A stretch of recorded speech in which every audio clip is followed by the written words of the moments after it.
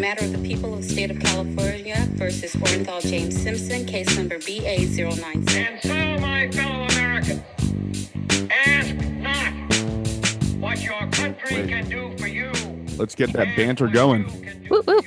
I got hot glue everywhere just a second ago. I'm like about to set my office on fire.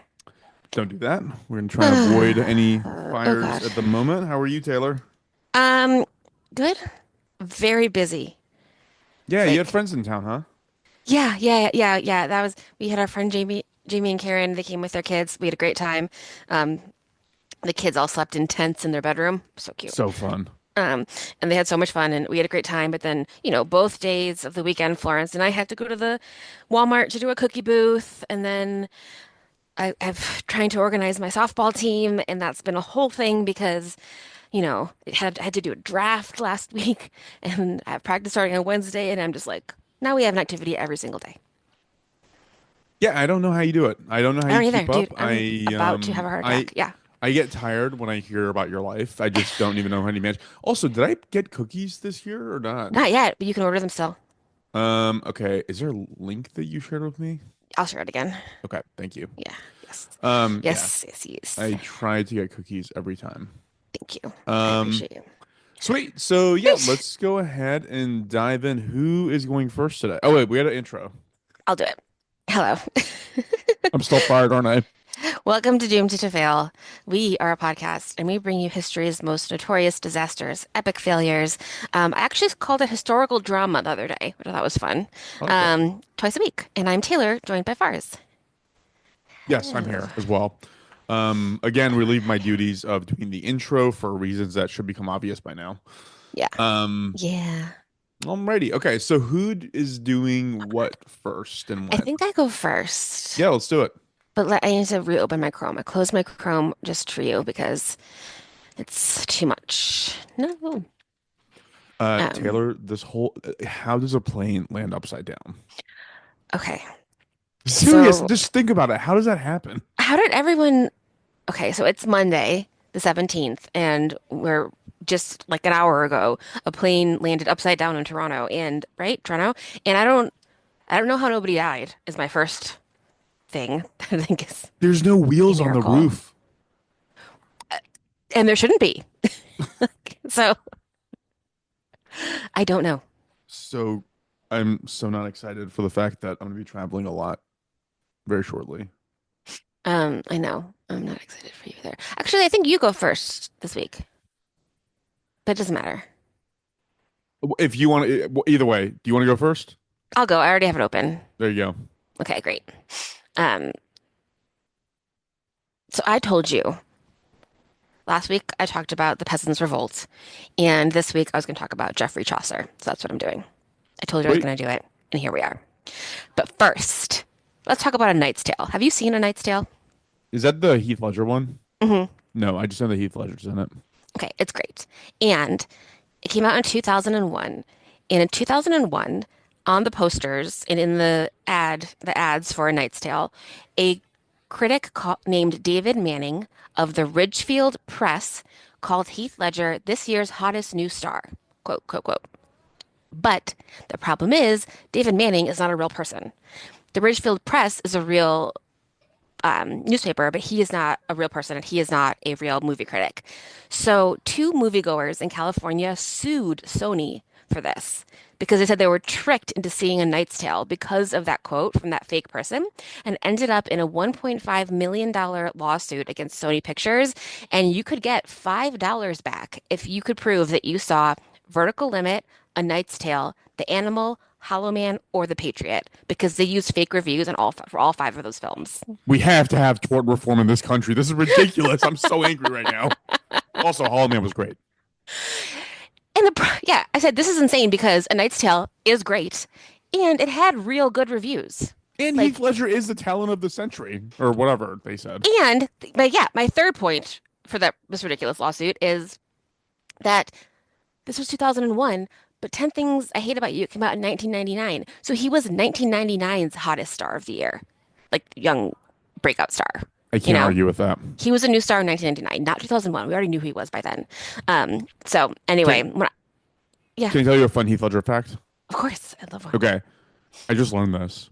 Apparently, when the masseuse found his corpse in his room, Hmm. she made like a bunch of phone calls to who's that? What is her name? Elizabeth Olsen, Mary Kate and Ashley's sister, who's really famous and hot right now. Yeah, She made a bunch of phone calls to that person, and before she called the cops, I know there it's was like interesting. an hour or so between calls before she ever called the police. Isn't that Huh. wild? And Elizabeth Olsen is in WandaVision, and you've seen that, right? You've No. seen that? Okay. Well, the guy who plays Vision in WandaVision is Paul Bettany, who played Chaucer in A Knight's Tale. So I was going to say, before you even said that, that when I picture Chaucer, I picture Paul Bettany. So he's 6'3", he's married to Jennifer Connelly. You know who I'm talking about. You can picture him too. Jennifer Connelly. Okay. That's what I picture. Anyway, Oh yeah. you know what Yeah, I mean? he was in A Beautiful Mind. He was the Yes. guy that he got it. Okay, yep. Yeah, he's very tall. Yes. Yes. Um, he's even handsome when he's like Vision and he's like red. It's like he's like a, I don't know if he, I'm so sorry everyone. He's like a superhero. I don't know what that means, but he's very handsome. Anyway, I thought that was hilarious and fun that you would sue someone because of that. Because I mean, what? Okay, so can you hear that screaming in the background? No. Okay, great. No. Do you want to explain that or should I just edit that out? No, it's my children are home and they have a friend over. It's President's Day, so Got it. we're all home. Um, so okay, so I did not watch A Knight's Tale, but I should rewatch it because it's great. But I did read a very dense book about poetry this week, called Chaucer by Marion Turner. I do not pretend to understand what is going on. Like I obviously am not someone who digs deep into poetry, and so like I am not sure a lot of it. And there's a lot of symbolism, and there's so much you could be a Chaucer scholar if you wanted to. But I got some facts out of the book about his life that I will share with you right now. Perf. So, also, I think that there are some things that fill in holes from last week's episode, like why they did certain things during the Peasants' Revolt, that I think is really helpful. Also, this is only 600 years ago, like the end of the medieval period and like going into the Renaissance. And I feel like in the grand scope of things, that is not that long ago, you know? I know it's just different because like we're in America where everything is like measured in like 200, 300 year range Yeah. territory. But like, yeah, in Europe, it's not that long ago. It's not that long ago. It's really wild. And like like my grandmother, my the oldest person I ever knew was my great grandma.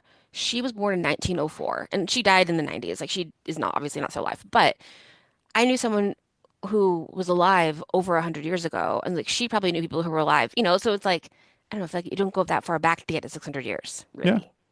really. So there's that. Also, Middle English, which is what Chaucer's poems were written in, and like what they spoke at this time, sounds insane, and I hate it. I will do some pretending to read to you later, but it is really hard to read. Like absolutely impossible to read in Middle English for I feel like 99.9% of people, and then like difficult in modern English. Yeah, it's like Shakespeare. Yes, yeah. Um, so also just like a note, travel during this time takes forever. So he did a lot of traveling, and you could probably do the 25 miles in a day if you were like really hardcore traveling.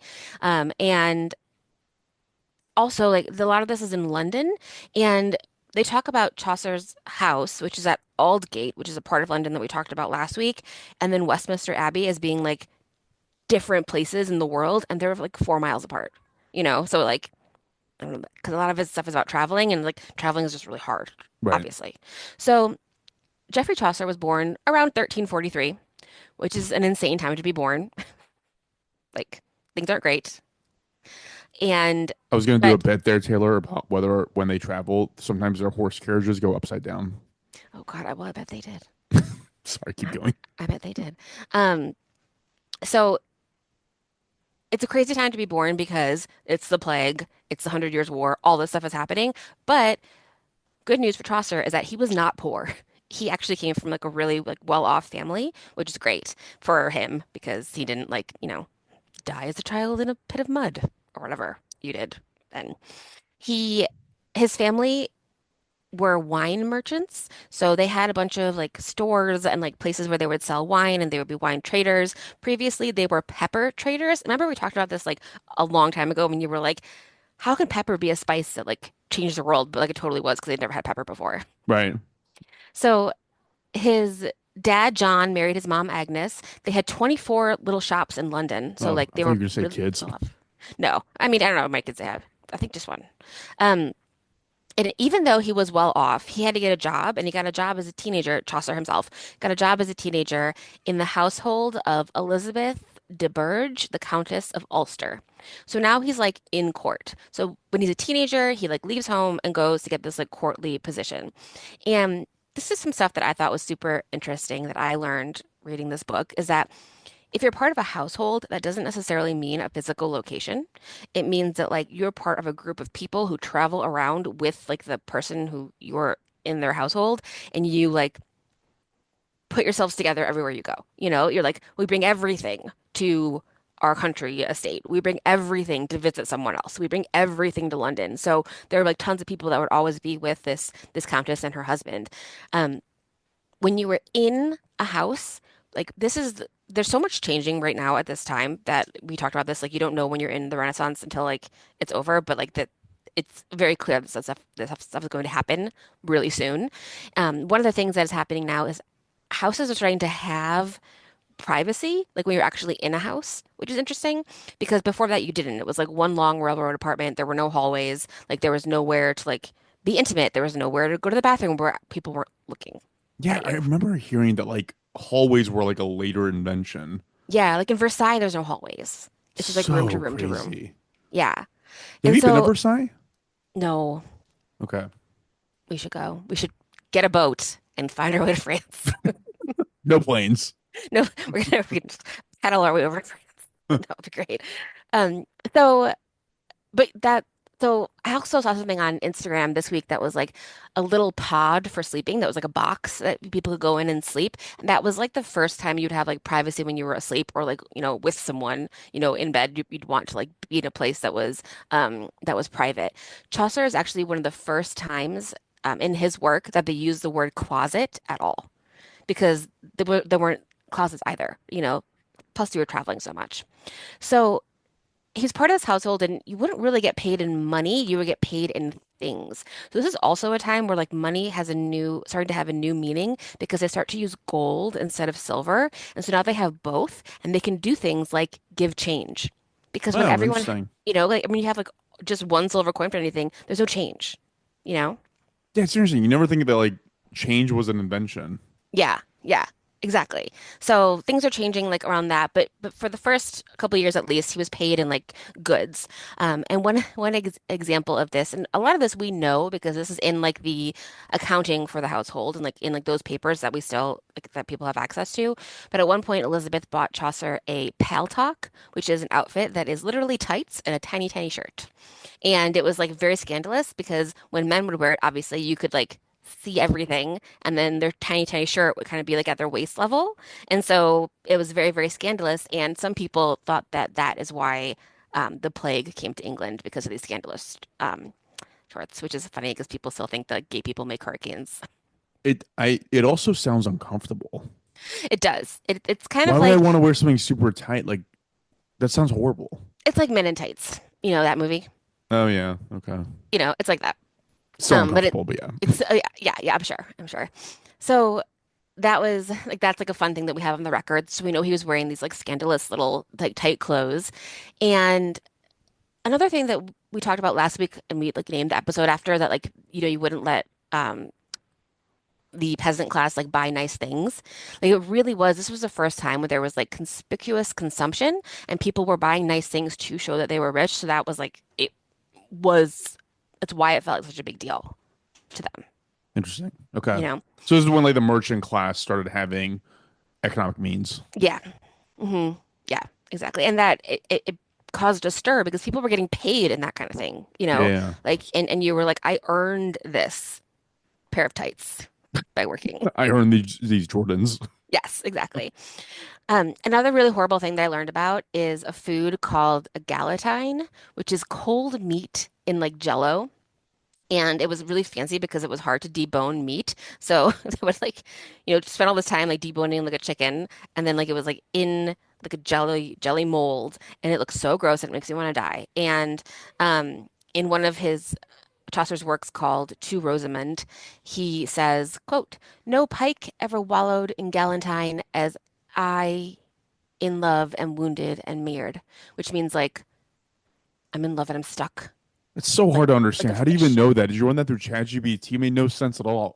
It made no sense at all, and that's the modern English version of that sentence. Ugh, God. So anyway, I learned about that. That sounds gross. You know that we talk about how the thing about time travel is that you couldn't eat the food. No, Like no, God, you no. wouldn't have even Yeah. wanted to. And you if you had a bite of medieval Galentine, you would die. Yeah, of course. Of Like course. literally die. I also learned from Wikipediaing it that this is gross and not related, but during the siege of Leningrad in 1941, they created galatine from 2,000 tons of lamb guts that had they found in the seaport to feed the starving people, and also a reminder that Putin's brother starved to death during the siege of Leningrad, and that explains a lot of his personality because Really? he hadn't been born yet. So by the time he was born, his parents had this like dead older brother that they like idolized and were like really sad about forever. Oh. Hey, we should do an episode on Putin one time. We should. We did. You did that one like people like falling off buildings by accident. We should do one about What is him. like his life and like how he Yeah, became anyways. yeah. I read a good book about it. So anyway, we know these things about Chaucer because they're records of the household that he was in, and it was a great um, position for him because he had to travel around and do business for the household. So in 1359, we start the Hundred Years' War, and I was like, oh, obviously they didn't call it that because like, hey guys, we're starting a war. It's gonna be 116 years. Hop in. It was a one Um, year war, then the 2 year war, then the 3 year war. so just for everyone's knowledge, it there's three phases of the war. There like some truces in between, but there's the Edwardian War, the Caroline War, and the Lancastrian War. So this is the Edwardian part that he's in. He goes to Europe. He goes to France with Elizabeth's husband. He gets captured as like a prisoner of war, and they get him out for 16 pounds. They have to pay to get him out, which is 15,000 pounds in today's money. And I just want to say that if you go to jail and you need $15,000 to get out, I could probably find it, but I would not. I'd be worried. I don't think anybody does that, right? Like, don't you just go to a bail bondsman? They just Yeah, charge you 10% interest? I think so. Yeah. I think so. Yeah. So he's traveling around. He's seeing other religions, other people, like stuff that um, he wouldn't be able to see in England. Like so, he's in France and he sees Jews and Muslims working together, which would not have seen in England. He goes to Italy and he is reading Dante and he is seeing art. One And art at this time, like we talked about, is changing. One thing is perspective is being added into art. So you're seeing things like not just like that totally flat 2D. He would have seen a lot of Giotto's work. And so Giotto died like right before he got there, but he's like the very late medieval, like beginning of the Renaissance painter. And a fun Giotto story that I learned for $200,000 because of my art history degree is that one time like a king wanted Giotto to make a painting for him and they sent someone to his house and said, we need you to prove that you're a good painter. And Giotto just looked at him and he painted a perfect circle and said, that's it. Like I've that's all I can do to prove how great I am. That's like the Hemingway baby shoes Yeah, story. yeah. That's fun. So Chaucer would be collecting tariffs. He'd be working in the wool trade for a while, and he works for John of Gaunt, who we talked about last time. He's the regent of King Richard II, because Richard II's 10 when he becomes um, king. So he works for him a lot. He does have an apartment in London. He lives literally above the Aldgate. So we talked about how the Aldgate is where some of the peasants came through during the peasants' revolt. Chaucer would have been there, like looking down from his apartment, watching people storm the city, which is kind of exciting that was Probably a happening. little scary. Yeah. He married a woman named Philippa in 1366. She also worked in the household, and she would make her own money. So you kind of, the record shows that she has passed away because the record stops giving her money. You know, like that's like, there's no like thing about her death, but like the financial records for like the king who was like paying her stop. Right. So you like assume that she died.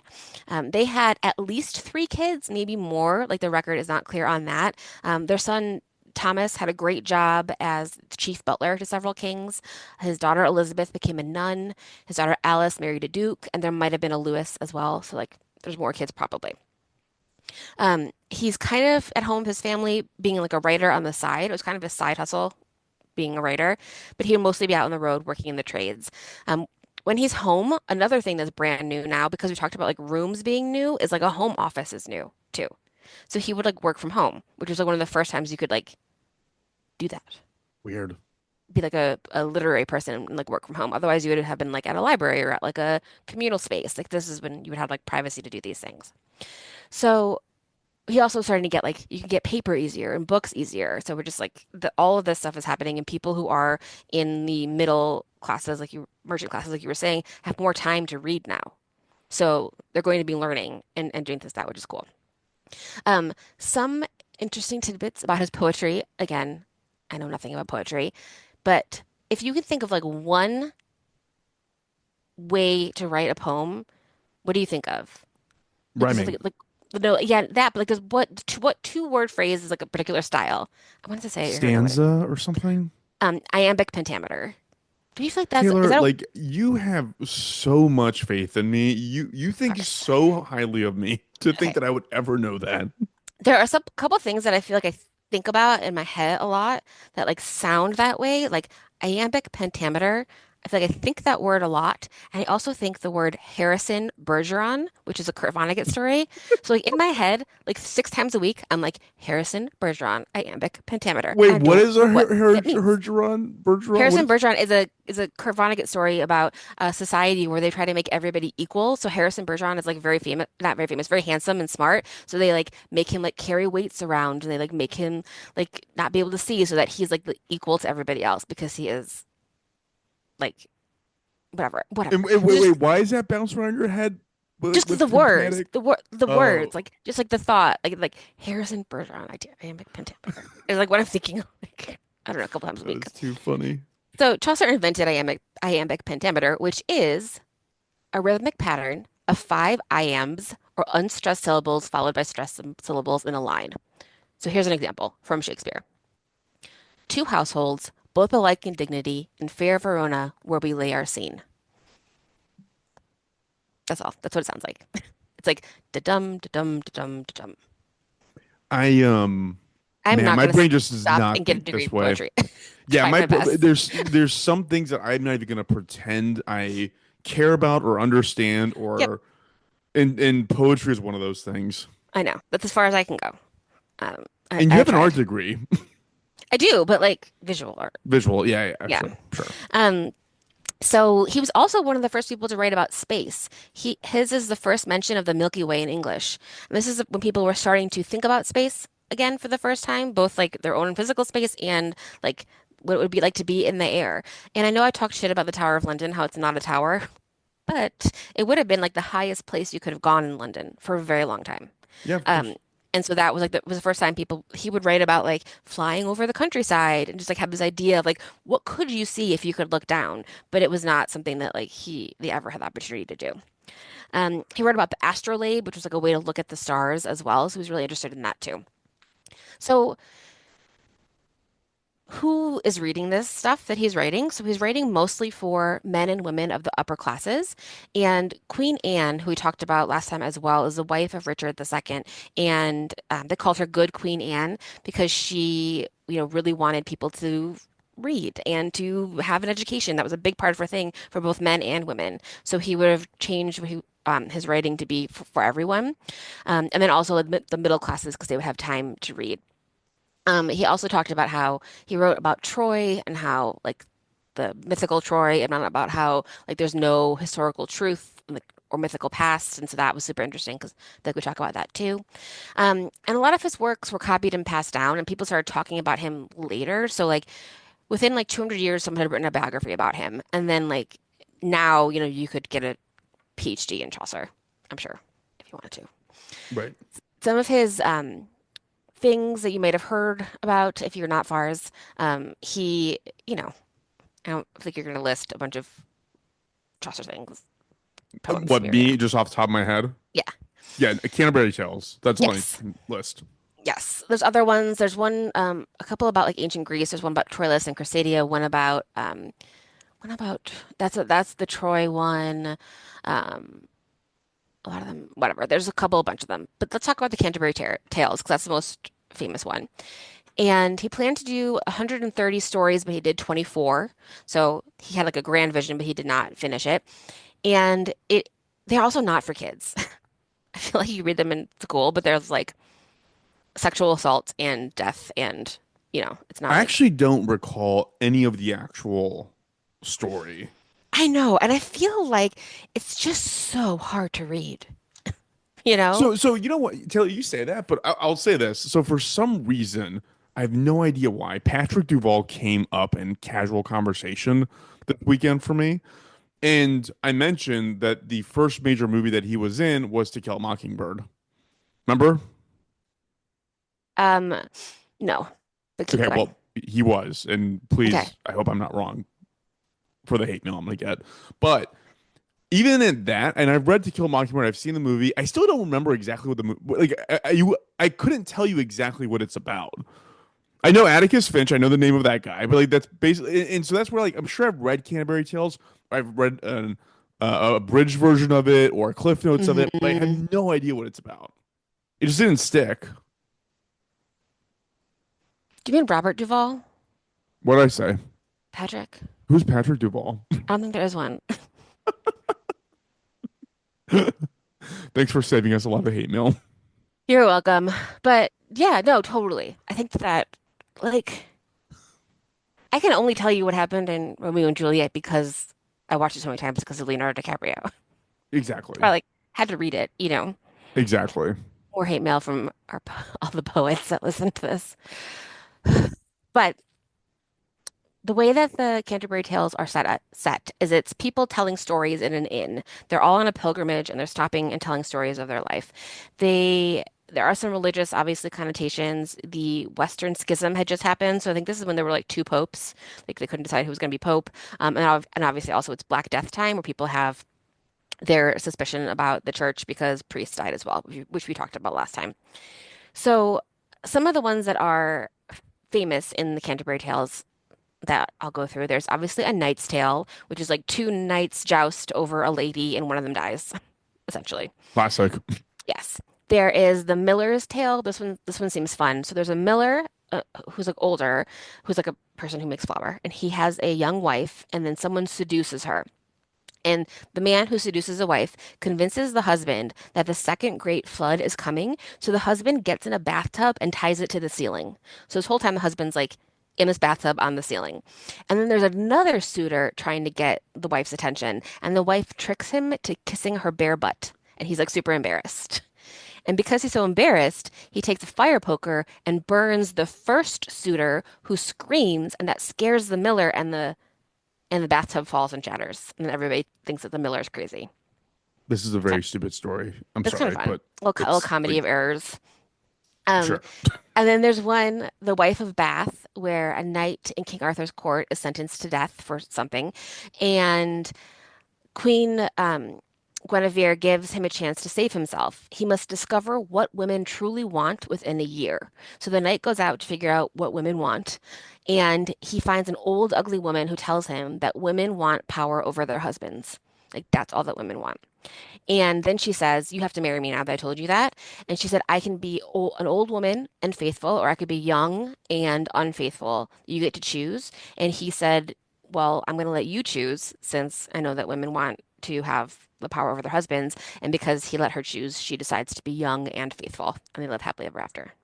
Oh, that's sweet. Yeah, I like that one. that's kind of fun. So they're like that.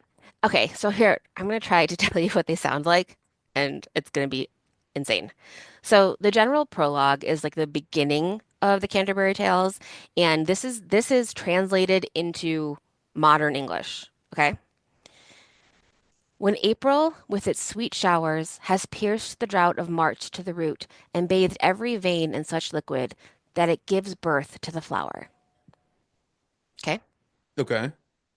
In Old Middle English, it sounds like this, maybe. Von that April with his shoe race suto, the drought of March hath par said to the ruta, and bathed every vein in sweet liquor, of which virtue engendered is the fleur. It's not English. It is not Almost English. impossible. So hard to say, so hard to try. Yeah. So that's, if you ever have time to watch like YouTube clips of people speaking in like, Middle English, it's wild. They like Reminds you of pronounce everything. reminds me of a lot last podcast episode where they played someone speaking like Welsh in Oh another yeah. quarter, and it was like you had like it was like no clue what any of the words actually meant, but it was like English technically. Yeah, yeah, yeah, yeah, yeah. Yeah. It's like it's very, very heavily accented Yeah, man from the north of England. You'd be like, what? right. So that's what it sounds like, and that's his like most famous work. At one point, Chaucer was accused of sexual assault himself, but it was settled out of court, so it's not clear exactly what actually happened because he and his wife lived apart for a while. They just like lived separate lives. They still had when she passed away, they had a baby, so they still were like together when they could be, but they didn't like live together. In the 1370s, Chaucer traveled around Europe. He went over the mountains in the snow and to Italy again several times. He was probably involved in the uprisings that Richard II had with the Lords Appellant, because if you'll remember from last week, there was a little bit of time when Richard was not on the throne until he died, and then Henry IV became king. At one point, King Richard paid Chaucer a gallon of wine a day for life for an unspecified task, which I seems like wonder a what lot of that wine. was. I think it might have been poetry, which is funny. But and then that was when Richard was like not the ruler when he was in the middle of that crisis. And then when he became ruler again, he changed it to a monetary sum per day. But at one point, he was getting paid in wine. One thing about Richard is that he wanted to be above the law because he was king, and we talked about this last time as well, that he thought that like God appointed him all those things, and the rest of the people in like Parliament and the court were like, no, we have checks and balances. You can't do that. So that was a big part of that uprising in the late 1300s. Um, Chaucer would move around England, serving various government jobs. He was in Parliament in Kent. He was the controller of customs for a port. So he, had a bunch of like of government jobs, but he was writing always on the side. And then Philippa does pass away, but they had not been living together. And again, the way that we know that is because he went to go pick up their paychecks essentially, and hers was not there. And Got like it. he knew she was dead, but like we know on the record that she's dead because her paycheck's not coming. You would think that if your husband is like a world famous author, when you die, there'd be some Well, memorialization of your death outside of that's the fact that funny the king stopped paying you. because I don't know if how like world famous he is right now. He's like a little famous, but I don't think he's like He's on a first name basis with the king. He's getting free wine. sure, sure, sure. And wine's probably really expensive back then. Well, yeah, and he also comes from a family of wine people, so I wonder if he was picky. There you go. Anyway, he stops working around 1390. So he had a pension of around £20 a year, which is about 22,000 pounds in today's money.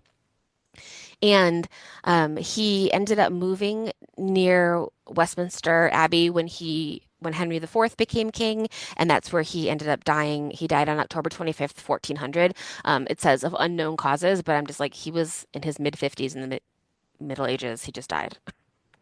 Yeah. He's This is probably normal, probably. sick.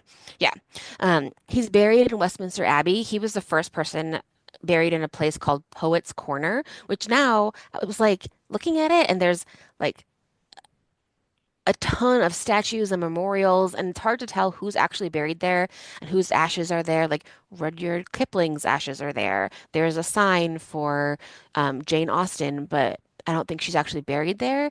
But then, guess how many people are buried in Westminster Abbey? It's gotta be a lot. It's gotta be like in the high hundreds. It's like over 3,000, Wow. which I don't really understand. But that is where he is in the corner with all of the other poets. The problem is that like you set a standard, right? You set a standard for like what kind of person can be buried there. Yeah, And then you, as the population increases, the people that fit that category increases as a percentage of the population, but then you can't dig up the old corpses and get rid of them. I know. Maybe they have. They should tell Oh, well, anybody. never mind. Maybe you can. No, I don't know. I'm just saying. And also, it's been 600 years, so like, yeah, that adds up. Right. Yeah, so that's it. I learned a little bit about poetry this week, and it is hard for me, but I struggled through it. Taylor, fun side anecdote here. Because you kept saying stuff like, "Oh yeah, until then nobody had ever done that." Like you mentioned something Hmm. about like nobody ever thought of what the city look like from the top down, and Yeah. nobody thought about change, and nobody thought about hallways. Like there's a lot of that going on. I was listening to a podcast about like quantum computing, and I Uh-huh. have no idea what it is. I don't understand any of it, not Yeah. even an iota of it. But it was tied into how migratory birds are able to track the magnetic field of the Earth, despite how like very like light the magnetic field of the Earth is. And it's all tied to like this weird quantum computing thing, where, like Whoa. these two atoms or whatever neutrons can like, even though they're not connected in the bird's brain, they like it's like sensing it and like is able to. So Hmm. I have no idea what it is, but it got me thinking about how much stuff is going on around us that we just can't Hmm. understand or see. Oh, totally. Oh my God. There's gonna Yeah. be so much stuff like that where it's like you never thought of like, oh yeah, I've never seen a city from the top. Nobody's ever seen Yeah. a city from the top. It's impossible. How would you ever? You Right, know? exactly. And actually, so I also want to say, like, I'm sure that, like, I'm saying in Western civilization, I'm sure there's like other civilizations who had thought of it before, potentially, that I don't know Oh yeah, about, yeah. but I mean Western. But then also, this is a fun story that reminded me of. There was some point in Europe where they didn't know where birds went during the winter, because they were Yeah. like, I don't know, the birds just disappeared. And then one day, a bird came back with an African arrow through it because it Uh, had been shot at in Africa, and then they were like, "Holy shit, this bird's been to Africa." you know, They didn't know. I saw that. I was actually really upset when I saw it. It was like maybe like a month ago. I was at the local park by my house walking Luna outside by that lake, and there was all these like geese or ducks, whatever there, and there was one Mhm. with an arrow sticking through it, and like just walking There was around not. normal. I swear to Really? God, it was walking around Are you just sure it totally wasn't wearing fine. one of those like joke headbands? Yeah, I was wearing one of those joke headbands. He's just trying to rile up The his friends. reincarnation of some SNL character. Um, Very, very fun. Oh, sweet. Okay, well, thanks for talking through that and introducing us to the undigestible words of Chaucer. Thank you. Yeah, if you're an English teacher, give us a call Yeah, and please give us a call. I'm sure help you're listening to us. this. Um, Sweet. Do you have anything else for us, Taylor? No, just thank you everyone for listening. I have Doomed to Fail stickers. If you want one, email us. I'll mail it to you. doomedtofailpod@gmail.com for And free. I'll mail it to you. and we're actually kind of starting to hit like an exponential-ish adjacent growth curve. And so people who are telling your friends, thank you, Thank because you. that is the best way to grow is through word of mouth. And if you haven't told your friends, what are you waiting for? Just tell your friends. Yeah, do Tap them it. on the shoulder and be like, hey, listen to this. Cool. We'd Super appreciate fun. it. Yeah. Doomed to Fail Pod on all the social medias, and thank you. Sweet. We'll go ahead and cut things off.